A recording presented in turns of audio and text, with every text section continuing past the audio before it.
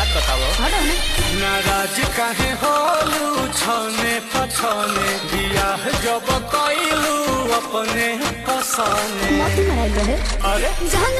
पहिले जे जल्दी तारा घर नहीं दिया के चूल्हे पर खाना ना बनती राजा जी नहीं चौकी पर बेला नहीं लगती राजा जी हम ही मिलल का बहाने से तू सलामत रह यार जी हीरा मुझसे बदनाम भइनी रानी तोहरे नाम से बर्बाद करके जिलू आराम से बदनाम भइनी रानी तोहरे नाम से दुनिया में जियल मुश्किल भइल अब जख्म ही दिल के फिल भइल।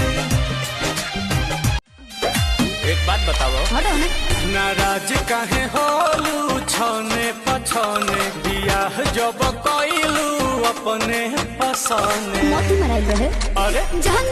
पहिले जे जल्दी तारा घर नहीं दिया के चूल्हे पर खाना ना बनती राजा जी नहीं चौकी पर बेला नहीं लगती राजा जी